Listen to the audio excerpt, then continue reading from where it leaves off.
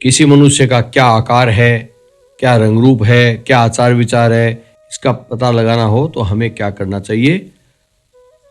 आप कल्पना कीजिए किसी का विवाह होने जा रहा है और हमें किसी लड़की के बारे में पता लगाना है कि उसका रंग रूप कैसा है, क्या आचार विचार है, क्या आकार है, क्या स्वभाव है, या किसी लड़के के बारे में हमें जानना हो तो हम कैसे पता करेंगे। तो किसी जन्म कुंडली के आधार पर हम यह पता कर सकते हैं कि इस व्यक्ति का ये आकार होगा, ये रंग रूप होगा, ये लंबाई होगी। और कैसे?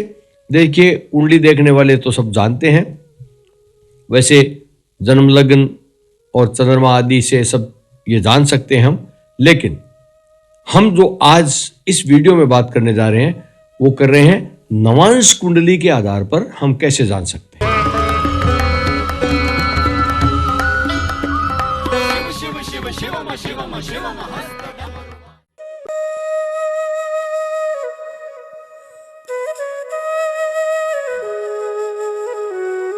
आप यह वीडियो देखना प्रारंभ कर चुके हैं। आपके समक्ष उपस्थित हूं स्वामी आत्मविश्वास महेश चंद्र पुरोहित। आकृति, गठन आदि कैसे जान सकते हैं, इस पर चर्चा हम कर रहे हैं नवांश कुंडली के आधार पर। ज्योतिष शास्त्र में लिखा है कि लग्न के नवांशाधिपति अर्थात नवांश का जो अधिपति है उससे अथवा जो ग्रह सबसे बलवान हो उससे जातक के शरीर की आकृति, गठन इत्यादि बातों का निर्णय किया जा सकता है। सूर्य आदि लग्न का नवांशपति हो अर्थात जो लग्न हो उसका नवांशपति सूर्य आदि जो भी ग्रह हो, जो जन्म लग्न होता है उसका नवांश लग्न क्या है और उस लग्न का स्वामी कौन है, तो उसके आधार पर हम पता कर सकते हैं। तो आप देखिए कि सूर्य के बलवान होने से जातक मोटा और चिपटा गठन का होगा। यदि जन्म लग्न का नवांश पति चंद्रमा हो या चंद्रमा कुंडली में बलवान हो तो ऐसा जातक हृष्टपुष्ट शरीर वाला होता है, घुंघरीले बालों वाला होता है, सुंदर नेत्रों वाला होता है। मंगल नवांश का स्वामी हो या मंगल बलवान हो तो व्यक्ति थोड़ा नाटे कद का होता है और दृढ़ शरीर वाला, मजबूत गठन वाला होता है। उसकी आंखें कुछ लालिमा लिए हुए होती है। बुध यदि नवांशपति हो, आप नवांशपति से समझते जाएं कि जो जन्म लग्न होता है वो उसका नवांश जो होता है अर्थात नवांश कुंडली का लग्न, आप सीधे सीधे समझे, नवांश कुंडली का जो लग्न होता है उसका स्वामी। तो ये ज्योतिष नहीं जानने वाले लोग भी देख सकते हैं, जिनकी कुंडली बनी हुई है वो नवांश कुंडली में ऊपर ही ऊपर जो संख्या लिखी हुई होती है, जो राशि की संख्या होती है ऊपरी ऊपर, उसका स्वामी कौन है उसके आधार पर यह जान सकते हैं। तो बुध यदि नवांशपति होता है तो व्यक्ति मंझले कद वाला, देखने में अच्छा होता है, आंख के कोने उसके लाल होते हैं, शरीर की नसें निकली हुई हो सकती है। बृहस्पति के नवांशपति होने से व्यक्ति थोड़ा सा हल्का पीला रंग आंखों में उसका नजर आता है, उसकी आवाज गंभीर होती है, वक्षस्थल तथा छाती चौड़ी होती है और ऊंची होती है, परंतु देखने में खूब ऊंचा नहीं लगता है, कद उसका मंझला होता है। शुक्र यदि नवांशपति हो तो व्यक्ति की भुजाएं लंबी होती है, मुख और ठोड़ी का जो स्थान है वो अच्छा विलासप्रिय होता है, चंचल और सुंदर उसके नेत्र होते हैं और कंधे के नीचे का भाग जो होता है उसका वो मोटा होता है। शनि के नवांशपति होने से आंख का नीचे वाला जो हिस्सा होता है वो धंसा हुआ सा होता है, शरीर दुबला होता है, आकृति में लंबा होता है और नस तथा नख मोटे होते हैं। कमर से नीचे का भाग प्राय काले रंग का होता है, पक्के रंग का होता है। जन्म लग्न में यदि कोई ग्रह हो अथवा किसी ग्रह की पूर्ण दृष्टि जन्म लग्न पर हो, इनमें से कोई भी एक बात हो, तो उपयुक्त फलों के भेद में थोड़ा अंतर आ जाता है, उस ग्रह का प्रभाव भी पड़ जाता है।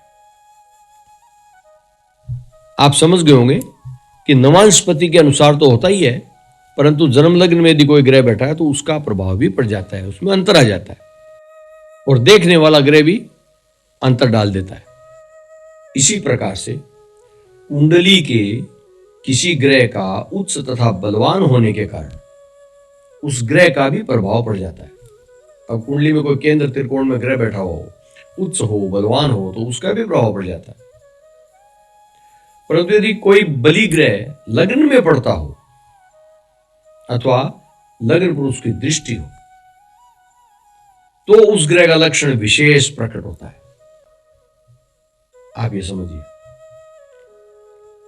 मनुष्य के शरीर का रंग चंद्रमा के नवांश के अनुसार होता है। शरीर का रंग जानना हो तो चंद्रमा का नवांश देखिए, जन्म लग्न का नहीं।